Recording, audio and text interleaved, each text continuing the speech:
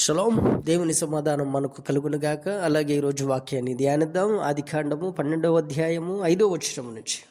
అబ్రహాము తన భార్యని శారాని తన సహోదరుడి కుమారుడగు లోతును ఆరోనులో తానును వారును అర్థించిన యావదాస్తిని వారు సంపాదించిన సమస్తమైన వారిని తీసుకొని కనాను దేశమునకు వెళ్ళుటకును బయలుదేరి కనాను దేశమునకు వచ్చిరి.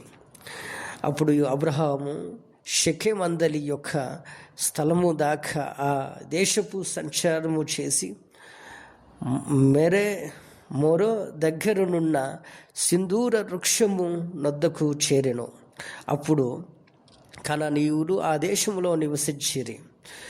యెహోవా అబ్రహామునకు ప్రత్యక్షమై నీ సంతానమునకు ఈ దేశమును ఇచ్చేదనని చెప్పగా అతడు తనకు ప్రత్యక్షమైన యెహోవాకు ఒక బలిపీఠమును కట్టి అక్కడ నుండి అతడు బయలుదేరి బేతేలునకు తూర్పునున్న కొండకును చేరి పడమటనున్న బేతేలునకును తూర్పునున్న హాయికి మధ్య గుడారము వేసి అక్కడ యెహోవాకు బలిపీఠమును కట్టి యెహోవా నామమున ప్రార్థన చేసెను.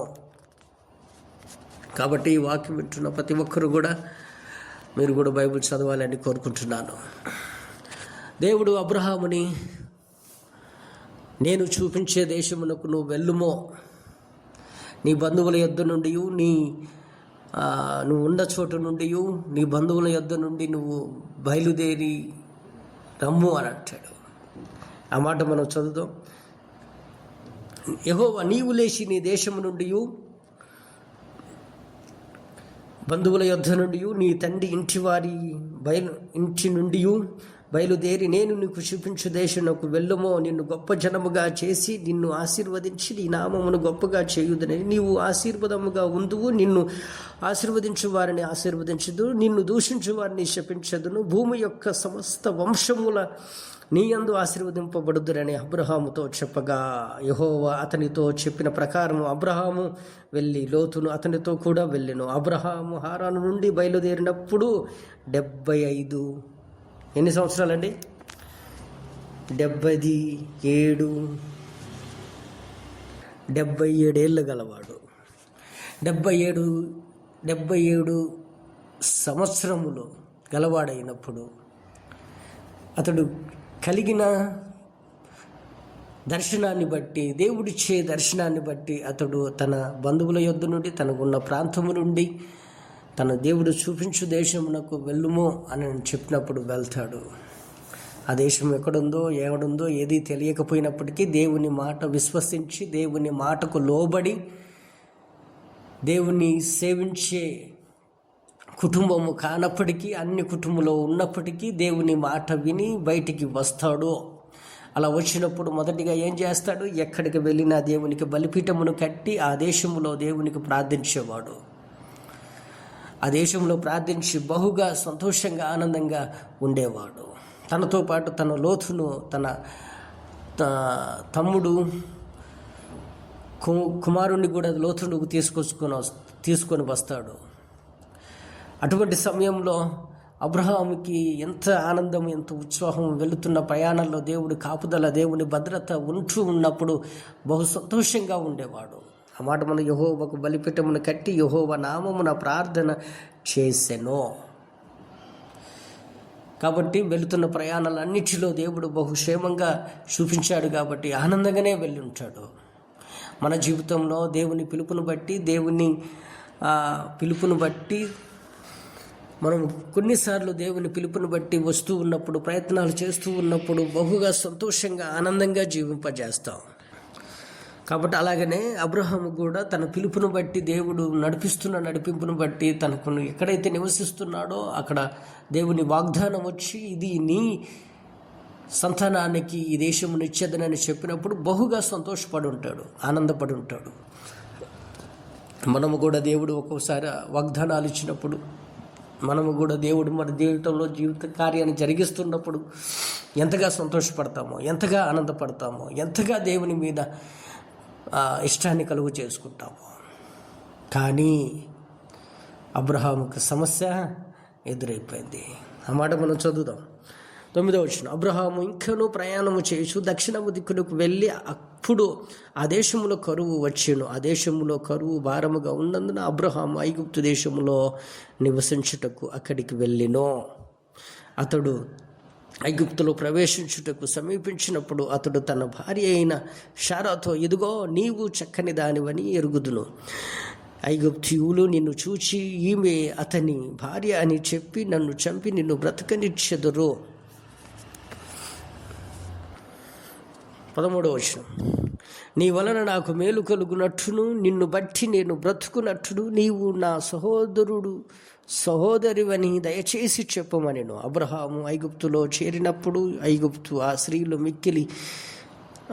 ఐగుప్తీయులు ఆ స్త్రీని మిక్కిలి సౌందర్యవతి అని ఉండుట చూచిరి. ఫరో యొక్క అధిపతులను ఆమెను చూచి ఫరో ఎదుట ఆమెను పొగడిది గనుక ఆ స్త్రీ ఫరో ఇంటికి తేబడెను. ఏంటంటండి, ఆనందం ఉంది, సంతోషం వచ్చింది, దేవుడు వాగ్దానము పొందుకున్నాడు. కానీ సడన్గా కష్టం వచ్చేసింది, సడన్గా కరువు వచ్చేసింది, సడన్గా ఏమి చేయాలో అర్థం కాకుండా ఐగుప్తు దేశానికి వెళ్ళిపోతాడు. వెళ్ళిపోయినప్పుడు దేవుడికి ప్రార్థించాడా? లేదు. దేవునికి బలిపీఠం కట్టాడా? లేదు. ఎందుకని చెప్పు? తనకున్న సమస్య, తనకున్న కరువు దేవునికి దూరము చేసేస్తుంది. ఈరోజు మనకు అనేక మంది చేస్తున్న విధానంలో ఏంటంటే, కొంచెం కష్టం రాగానే, కొంచెం ఇబ్బంది రాగానే మనం ప్రార్థించటం మానేస్తాం, దేవుణ్ణి తలుచుకోవటం మానేస్తాం. ఎందుకని? ఆ కష్టము, ఆ ఇబ్బందులు అంతగా మనిషిని ఉక్కిరి బిక్కిరి చేసి పడేస్తాయి. కరువు అనంగా ఏమీ లేని స్థితిలో,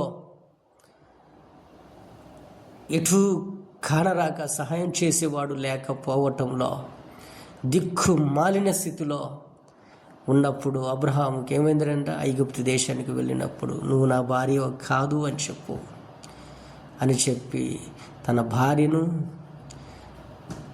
అడుగుతాడండి. ఎంతగా బాధను కలిగిస్తుంది ఈ మాట. కాబట్టి అబ్రహాము జీవితంలో మనం నేర్చుకునే పాఠాలు ఏంటంటే, కష్టం వచ్చినప్పుడు ప్రార్థించటము మానకుండా ప్రార్థించాలి. అబ్రహాము ఆ ప్రార్థించే ఆలోచన కూడా లేకుండా చేస్తుంది. కరువు, కష్టము, ఇబ్బంది, సమస్య. కాబట్టి వీటన్నిటికీ వచ్చేటప్పుడు జాగ్రత్తగా మోకరించి ప్రార్థించటము మనము మర్చిపోవద్దు. అలాగే నేను చేసిన ప్రార్థనకు దేవుడు, మనము మర్చిపోయిన దేవుడు మర్చిపోతాడా? మర్చిపోడండి.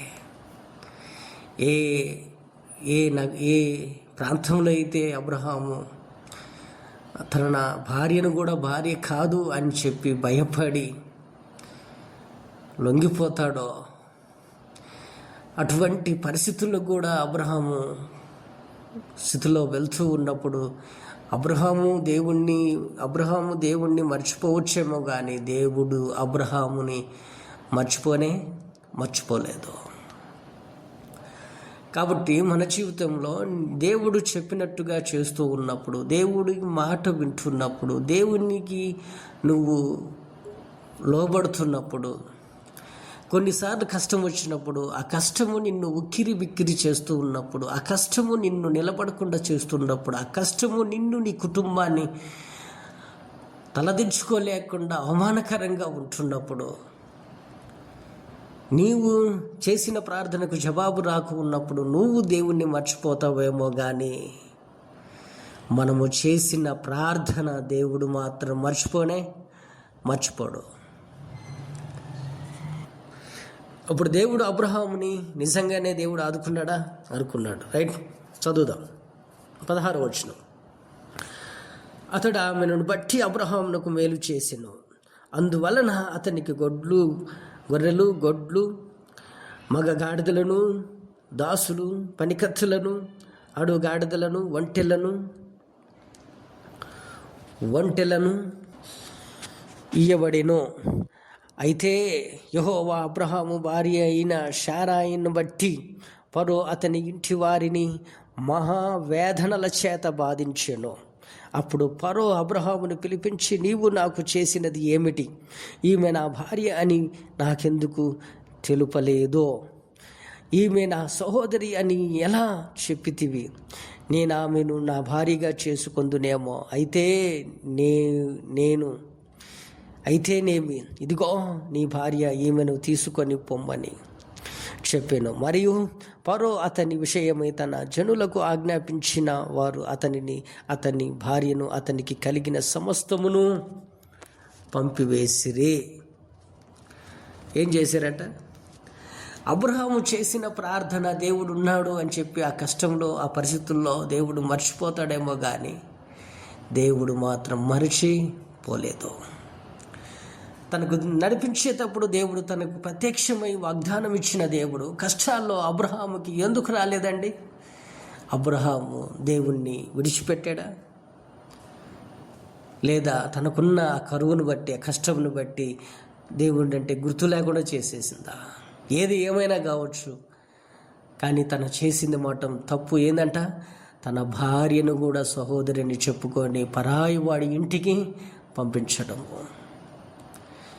కాబట్టి తను చేసిన ప్రార్థన మాత్రం తనకు ఉపయోగాన్ని కలిగిస్తుంది, ఆదరణ కలిగించింది, విడిపించింది.